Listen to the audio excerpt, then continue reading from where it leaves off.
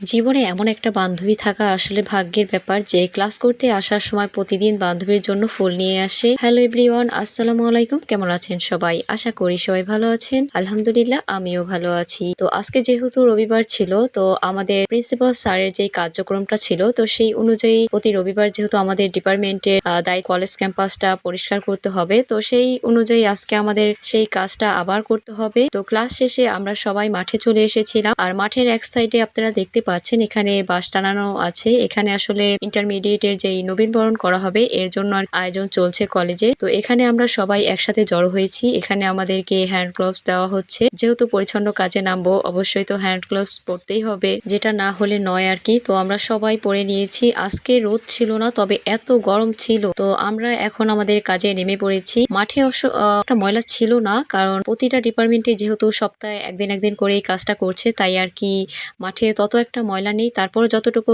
আসলে পাওয়া যায় ততটুকু আমরা পরিষ্কার করে নিচ্ছি। আসলে এই কাজটা কিন্তু খুবই ভালো কাজ আর খুব ভালো একটা উদ্যোগ। নিজেদের কাজ নিজেরা করা, এটা খুবই ভালো একটা কাজ। তো আমরা সবাই মিলে আনন্দের সাথে এই কাজটি করছি। যদিও একটু কষ্ট হচ্ছে, তাও ভালো লাগছে যেহেতু সবাই মিলে কাজটি করছি। তো এখানে বান্ধবী ঝুড়ি নিয়ে হাঁটছে, একটু পরপরে তাকে আমি ডিস্টার্ব করছিলাম। তো আজকে অন্যান্য ক্লাসের লোকজন খুবই কম ছিল। আমরা এমবিএ এর কয়েকজন স্টুডেন্ট ছিলাম। মানুষ কম থাকার কারণে কাজটা করতে আমাদের একটু সময় লেগেছে। এই ভিডিওটা দেখার পরে অনেকেই ভাবতে পারেন স্যাররা কেন আমাদের দিয়ে এই কাজটা করায়। আসলে কিন্তু আমাদের কলেজে পরিচ্ছন্ন কর্মীরাও আছেন যারা আমাদের কলেজের পুরো এরিয়াটা পরিষ্কার করে থাকেন। তো স্যার যেহেতু উদ্যোগ নিয়েছে, তাদের পাশাপাশি আমরাও সপ্তাহে একদিন দুদিন করে প্রতিটা ডিপার্টমেন্টে এই কাজটা করছি, যাতে নিজেদের ক্যাম্পাস আরো একটু পরিষ্কার পরিচ্ছন্ন থাকে। কাজ করার পরে হাতের অবস্থা তো একদম 12টা বেজে গেছে, ঘেমে ঠেমে একদম অবস্থা খারাপ। যাই হোক, আলহামদুলিল্লাহ কাজটা সম্পন্ন হয়েছে। তো এখন আমরা বাসার উদ্দেশ্যে রওনা হব। তো আজকের ভিডিওটা এই পর্যন্ত। সবাই ভালো থাকবেন। দেখা হবে নেক্সট ভিডিওতে। আল্লাহ হাফিজ।